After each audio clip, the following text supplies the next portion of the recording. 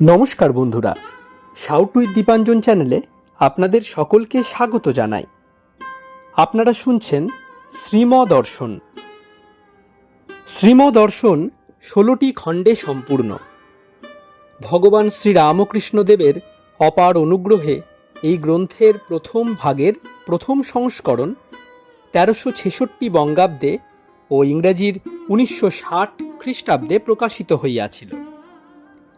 তদবধি ভক্তগণের চাহিদাতেই একের পর এক সংস্করণ প্রকাশ করা সম্ভব হইতেছে। শ্রীমদর্শনের মূল আবেদন, গৃহে বাস করিয়া কি প্রকারে দেবভাবে জীবনযাপন করা যায়, কিভাবে বেদ বর্ণিত উপায়ে সুখ দুঃখ সমভাবে গ্রহণ করিয়া সংসারে শান্তিতে বাস করা সম্ভব হয়। এই পুস্তকে আছে পরমহংসদেবের ও মায়ের কিছু নূতন কথা, আর স্বামীজি প্রমুখ অন্তরঙ্গ সন্তানদের কথা, আর আছে কথামৃতকার দ্বারা কথামৃতর ব্যাখ্যা এবং শ্রীরামকৃষ্ণ জীবনালোকে উপনিষদ, গীতা, ভাগবত, পুরাণ, বাইবেল আদি শাস্ত্রের আলোচনা।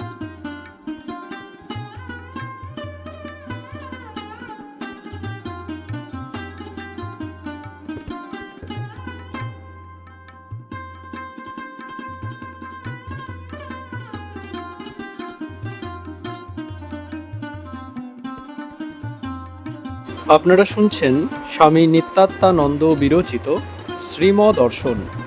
আজ 167তম পর্বটি আপনাদের কাছে পরিবেশন করব। আসুন আজকের পর্বটি শুরু করা যাক।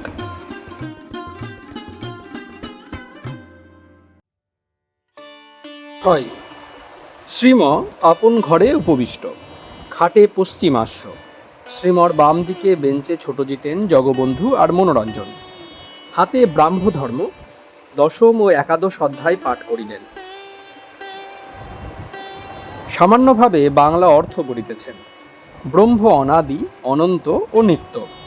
তিনি অজর, অমর, অভয় ও অমৃত।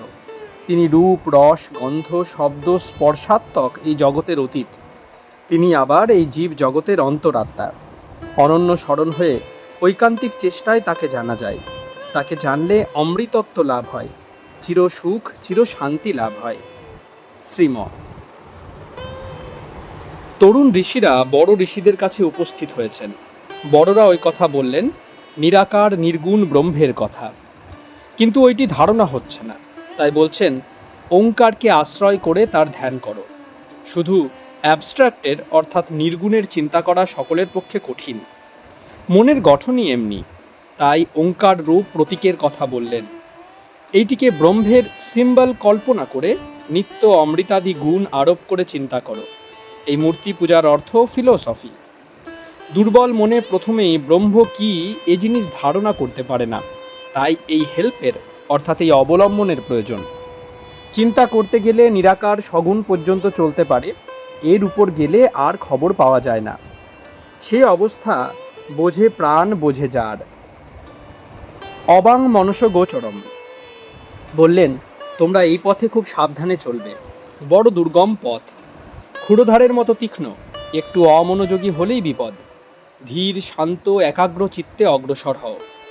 উঠে পড়ে লাগতে হয় সমস্ত শক্তি একত্র করে। With a heart for any fate, যা থাকে কপালে বলে। উত্তিষ্ঠত জাগ্রত, পণ করে। 18 মাসে বছর হলে হবে না, এক্ষুনি চাই। লেদারুর কর্ম নয়। কেন এত করে বললেন? রাস্তা যে অতি দুর্গম ও সুদূর, তাই। শিথিল প্রয়াস হলেই আর হলো না। নানা কাজে মন দিলে সোনা গলানো হবে না। এক কাজ, এক চিন্তা চাই। সাধন দুরকম, বহিরঙ্গ আর অন্তরঙ্গ। এখানে অন্তরঙ্গ সাধনের কথা বলছেন। ধ্যান, নিরাকার নির্গুণ ব্রহ্মের ধ্যান প্রায় হয় না, তাই নিরাকার সগুণের ধ্যান করতে বলছেন ওঙ্কার অবলম্বনে। বেদে ওঙ্কার ধ্যানই প্রধান। ঠাকুর বলেছিলেন, শিব, দুর্গা, কালী, বিষ্ণু, রাম, কৃষ্ণ যে কোনো রূপ তোমার ভালো লাগে সেটিরই ধ্যান করবে ঈশ্বরের রূপ জেনে। এও আলম্বন। কারো কারো নিকট আবার এই আলম্বন, এই উদ্দেশ্য। ঠাকুর আবার অন্তরঙ্গদের বলেছিলেন, আমার ধ্যান করলেই হবে। বলেছিলেন, যে আমার ধ্যান করবে সে আমার ঐশ্বর্য লাভ করবে, যেমন পিতার ঐশ্বর্য পুত্র লাভ করে, অর্থাৎ আত্মদর্শন হবে, ব্রহ্ম দর্শন হবে। নিজেকে নিজে চিনেছিলেন কিনা তাই এইভাবে বলতেন, নইলে কে বলতে পারে এ কথা। বলতেন, মা আমি কি অন্যায় করেছি এই কথা বলে, অর্থাৎ আমার ধ্যান করলেই হবে? আমি তো দেখছি তুমিই সব হয়ে রয়েছ, দেহ মন বুদ্ধি আত্মা সবই তুমি, অন্তরে বাহিরে তুমি। শ্রীম, শুধু লেকচার কি পাণ্ডিত্য কি তীক্ষ্ণ বুদ্ধি এ দিয়ে তাকে লাভ করা যায় না। শরণাগতি আর চেষ্টা দুটি একসঙ্গে থাকলে হয়। কৃপা ও পুরুষকার দুই চাই। অন্তরে দৃঢ় সংকল্প, বাইরে প্রচণ্ড উদ্যম। চেষ্টা ত্রুটি থাকলে হবে না, মন্ত্রের সাধন কিংবা শরীর পাতন। বুদ্ধদেব বলেছিলেন, ইহাসনে শুষ্যতু মে শরীরম, না দেখে উঠব না এমন চেষ্টা চাই। হাড় ভাঙা খাটুনি চাই, এমন চেষ্টা দেখলে তার কৃপা হতে পারে, তখন তাকে লাভ হয়। ঠাকুর আহার নিদ্রা ত্যাগ করে চেষ্টা করেছিলেন, দিনরাত্রি বোধ ছিল না, সাপ চলে যাচ্ছে উপর দিয়ে খেয়াল নেই। শ্রীম একটু চুপ করিয়া আছেন, পুনরায় বলিতেছেন। শ্রীম বলেছিলেন, আমার এসব নজিরের জন্য, তোমাদের অত করতে হবে না, আমি কে আর তোরা কে এ জানলেই হবে। অর্থাৎ আমি অখণ্ড সচ্চিদানন্দ অবতার হয়ে এসেছি, আর তোরা আমার অন্তরঙ্গ। এ কি সোজা কথা? তার উপর বিশ্বাস এলে তো হয়ে গেল। রামকে অবতার বলে চিনেছিলেন 12 জন ঋষি, ভরদ্বাজাদি। কৃষ্ণকেও কয়েকজন চিনেছিলেন, অসিত দেবল ব্যাসাদি। তিনি অবতার এ বিশ্বাস যার হয়েছে, তিনি যে তাঁর হাতে বলেছিলেন, তাদের শেষ জন্ম, যাদের নরলীলায় বিশ্বাস হয়। এ বিশ্বাস না হলে ওই ধ্যান ভজন তপস্যা নিয়ে পড়ে থাকা, ওই চাষার মতো, জল আনবো জবিতে তবে নাইব খাবো। এরূপ দৃঢ় সংকল্প, প্রাণপণ চেষ্টা চাই। ঈশ্বরে যাদের আন্তরিক বিশ্বাস, তাদের মন থেকে সংসার আপনি খসে যায়, অনেকটা আলগা হয়ে যায়। কামিনী কাঞ্চন থেকে মন উঠে যায়। সে খুব কম লোকের হয়। জানা গেছে ওই ঘরে ধন আছে, দরজা বন্ধ ভিতর থেকে। কি করা যায়? দরজায় পড়ে থাকা ছাড়া সত্যাগ্রহ করে পড়ে থাকা। ঠাকুর বলেছিলেন পাখির কথা, সব দিকে উড়ে কুল কিনারা না পেয়ে মাস্তুলে গিয়ে বসে আছে, যা হবার হবে। ওই অবস্থায় অনেকটা শান্তি মনে আসে, আর নির্ভরতা। অবশ্য ঠিক ঠিক শান্তি নির্ভরতা বিশ্বাস হয় দর্শন হলে। তার পূর্বে গুরুবাক্যে বিশ্বাস করে পড়ে থাকা, গুরুমুখে যা শোনা গেছে চেষ্টা করে সাধন করে বোধে বোধ করে পড়ে থাকা, দর্শন এ তাঁর ইচ্ছা। প্রার্থনাও ঠিক হয় এই অবস্থায়। মাহং ব্রহ্ম নিরাকুরিয়াং, আমি যেন তোমায় না ভুলি। ধিও ইয় না প্রচোদয়াৎ, এর অর্থ তাই, মন যেন তাতে থাকে। ঠাকুর প্রার্থনা শিখিয়েছিলেন, তোমার ভুবন মোহিনী মায়ায় মুগ্ধ করো না মা। এ অবস্থায় ঋষিরা বারবার নমস্কার করেছেন, তস্মৈ দেবায় নমো নমঃ। ঠিক ঠিক প্রার্থনা হয় সিদ্ধাবস্থার পর, কারণ তখন দেখেন কিনা মায়ার কি ভীষণ খেলা। ক্রাইস্ট বলেছিলেন, lead us not into temptation but deliver us from evil. তোমার ভুবন মোহিনী মায়ায় মুগ্ধ করিও না, আর পাপের হাত হইতে সর্বদা মুক্ত করো। আজের পাঠে সাধ্য সাধন সাধক ও ফল একসঙ্গে সব কথা আছে। সাধ্য ব্রহ্ম, সাধন তার ধ্যান, ঐকান্তিক উদ্যমশালী সাধক আর অমৃতত্ব ফল। আজের পাঠটি বেশ, এক জায়গায় সব পাওয়া গেল। 7, রাত্রি 8:30, চারতলা ছাদে শ্রীম বসিয়া আছেন চেয়ারে। সম্মুখে বেঞ্চিতে ভক্তগণ, বড় জিতেন ছোট জিতেন, শান্তি সুরপতি ও সঙ্গী, বড় অমূল্য ডাক্তার বিনয়, বলাই ও জগবন্ধু। একটি বৃদ্ধ সাধুও আসিয়াছেন। সন্ধ্যা হইতে ধ্যান চলিতেছিল, গরমও বেশ। শ্রীম, এই যে মাঝে মাঝে তিনি সাধু পাঠিয়ে দিচ্ছেন, কেননা আমাদের চৈতন্য হবে বলে। আমরা সর্বদা যেতে পারি না, বুড়ো হয়েছি তাই তিনি পাঠিয়ে দেন। এদের দেখলে মনে হবে ঈশ্বর সত্য, জগৎ অনিত্য। তার কত স্নেহ আমাদের জন্য, তারই ভাবনা বেশি আমাদের জন্য, আমাদের নিজের জন্য নিজের ভাবনার চাইতেও। তাই তো বলেছিলেন, তোমায়ও সব ভাবতে হবে না, তুমি খালি তাঁকে ডাকো, দেখা দাও বলে। চন্দ্র সূর্য জল অগ্নি বায়ু করে রেখেছেন আমাদের জন্য। শস্য, ফুল, ফল, নানা রকম খাদ্য এরও ব্যবস্থা আছে। এগুলো হলো স্থূল শরীরের জন্য। আবার সূক্ষ্ম শরীরের জন্য নানা বিদ্যা, সায়েন্স, আর্ট, ফিলোসফি এসব। বিদ্যা মানে তাঁরই করা। ইউনিভার্সাল লগুলি অর্থাৎ বিশ্বের নিয়মসমূহ মানুষ বুদ্ধি দিয়ে বের করেছে। এতেই এক একজন অভিমান করে আমি মহাবিদ্বান। লগুলিও তাঁর, বুদ্ধিও তাঁর, ভিতর থেকে চালাচ্ছেন তিনি। এখন আমরা বলছি আমরা এই বিদ্যার সৃষ্টি করেছি। সৃষ্টি করেছেন তিনি, আবিষ্কার করেছেন মানুষ তাঁরই দেওয়া বুদ্ধিতে। কারণ শরীরের জন্য সাধু, তীর্থ, দেবালয়, শাস্ত্র করে রেখেছেন। সব পারফেক্ট অ্যারেঞ্জমেন্ট, নিখুঁত ব্যবস্থা। তিনি বলেন বিশ্বের জন্য তোমার ভাবতে হবে না, সে ভার আমার। তোমার জন্যও তোমায় ভাবতে হবে না, সেও আমি দেখছি। তুমি শুধু আমার চিন্তা করো। For all this things do the Gentiles seek, for your heavenly father knowing that ye have need of all these things, but seek ye first the kingdom of God and his righteousness, and all these things shall be added unto you. শ্রীম একটু চুপ করিয়া বসিয়া আছেন। কিছুক্ষণ পর তিনি বলিতেছেন, জগবন্ধুবাবু আছেন, শুনুন তো। এই বলিয়া নিজে আসন হইতে উঠিয়া উত্তর দিকে জলের ট্যাঙ্কের কাছে গিয়া দাঁড়াইলেন এবং আস্তে আস্তে বলিতেছেন, ললিত মহারাজ নিমন্ত্রণ করেছেন অন্নপূর্ণা পূজায়। আমাদের মনে হয় সকলেই কিছু কিছু দিয়ে 5 টাকার একটি সাম তুলে দিলে ভালো হয়। 4 আনা, 8 আনা, যার যা ইচ্ছা দিবে, জোর না হয়।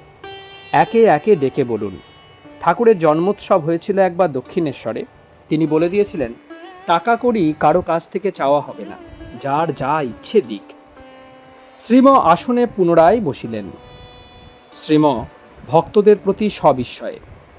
এই দেখুন, আকাশ, চাঁদ, নক্ষত্র সবই তিনি হয়ে রয়েছেন। দেখুন দেখুন, অন্তরে বাইরে, বাইরেও তিনি। আবার ভিতরে কেমন কলটি করেছেন। লিভার, স্প্লিন অর্থাৎ নার্ভাস সিস্টেম, স্নায়ুমণ্ডলী। এই চাঁদ রোজ দেখছি, তাই আশ্চর্য বলে বোধ হচ্ছে না। তাই আমরা আবার নূতন করে দেখতে আরম্ভ করেছি। তিনি কত কাণ্ড করেছেন দেখুন। প্রথম হলো শরীর ধারণের চেষ্টা, তার জন্যই কাজকর্ম, পেটের জন্য। তারপর দ্বিতীয় আবার সন্তান উৎপাদনের চেষ্টা, ছানাপোনা তোলানো। শুধু তাই নয়, তাদের আবার খাওয়ানো, পড়ানো, কত বাঁধনে বেঁধেছেন। আবার এই থেকেই ঈশ্বর লাভও হয়। কি কাণ্ডখানায় তিনি করেছেন। পুনরায় চুপ করিয়া আছেন। আবার বলিতেছেন, একটি আম তার খোসা ফেলে দিয়ে খায়, কিন্তু কাঁচা থাকে, সময় ফেলে দিলে কি হয়? গ্রোথ হয় না। তেমনি যে আমিতে পতন, আবার সে আমিতেই তাঁকে লাভ হয়। এই রূপ, রস, গন্ধ দ্বারাই তার পূজা হয়। অসময়ে মনকে বিষয় থেকে তুলে আনলে তার গ্রোথ হয় না, ক্রমে মোড় ফিরিয়ে দিলে হয়। তাকে প্রার্থনা করলে তিনিই ফিরিয়ে দেন। বড় অমূল্যের প্রতি। শাস্ত্রে কি আছে? শাস্ত্র সাধু মুখে শুনতে হয় আর কাজ করতে হয়, তবে ধারণা হয়। কাজ আর প্রার্থনা। রাত্রি 10টা, ভক্তরা বিদায় লইয়াছেন। শ্রীম ছাদে দাঁড়াইয়া আছেন। পার্শ্বে জগবন্ধু, বিনয় ও ছোট জিতেন। পূজার চাঁদার সম্বন্ধে কথা হইতেছে। 2 মত হইয়াছে ভক্তদের মধ্যে। এক মত একসঙ্গে 5টি টাকা দিয়া দেওয়া, আরেক মত নামে নামে লিখাইয়া দেওয়া। শেষ অবধি দ্বিতীয় মতই স্থির হইল। নামে নামে লিখাইয়া দেওয়া স্থির হইল। এইসব কথা শুনিয়া শ্রীম বলিতেছেন, আমার তো তাই ইচ্ছে ছিল। আপনারা বললেন এই রকম, তা আপনাদের মুখ দিয়ে তিনি বলালেন, তা বেশ। ঠাকুরের খাতায় নাম থাকা ভালো, পরে বছর বছর ওইটি দিতে হবে। পরদিন গদাধর আশ্রমে অন্নপূর্ণা পূজা। শনিবার শ্রীম সকালে গদাধর আশ্রমে যাইবার জন্য বাহির হইলেন। ট্রাম হইতে ফিরিয়া আসিলেন। শরীর বড়ই দুর্বল। ভক্তদের ভিতর কেহ কেহ গেলেন। পুনরায় অপরাহ্নে চেষ্টা করিয়া 6:45টার সময় ভবানীপুর উপস্থিত হইলেন। গদাধর আশ্রমে স্বামী শারদানন্দজি, অখণ্ডানন্দজি ও ধীরানন্দজি পূর্বাহ্নেই আসিয়াছেন। তাহারা অতিশয় আহ্লাদের সহিত শ্রীমকে অভ্যর্থনা করিয়া বসাইলেন। রাত্রি প্রায় 8টা পর্যন্ত ছিলেন। তারপর ট্রামে তুলিয়া দেওয়া হইল। তিনি একা ফিরিয়া আসিলেন। বিনয়, জগবন্ধু, ছোট জিতেন ও গদাধর রাত্রিতে গদাধর আশ্রমে রহিলেন। মনীন্দ্র তাহাদিগকে জোর করিয়া রাখিয়া দিলেন। 12 এপ্রিল 1924 খ্রিস্টাব্দ, 29 চৈত্র 1330 সাল শনিবার শুক্লা অষ্টমী।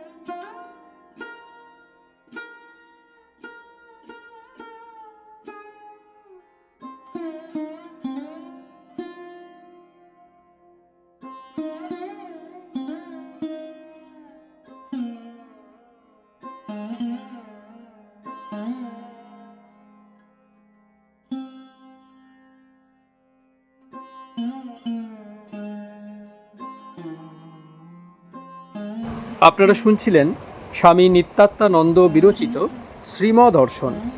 আজ 167তম পর্বটি আপনাদের কাছে পরিবেশন করলাম। আমাদের ভিডিওগুলি কেমন লাগছে আমাদের জানান। কোনো সাজেশন থাকলে অবশ্যই জানাতে পারেন। আমাদের ভিডিওগুলি লাইক করুন, আপনাদের বন্ধুবান্ধব ও পরিবার পরিজনদের মধ্যে শেয়ার করে দিন।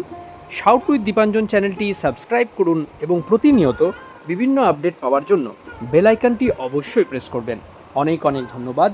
নমস্কার, ভালো থাকবেন। জয় ঠাকুর, জয় মা, জয় স্বামীজি।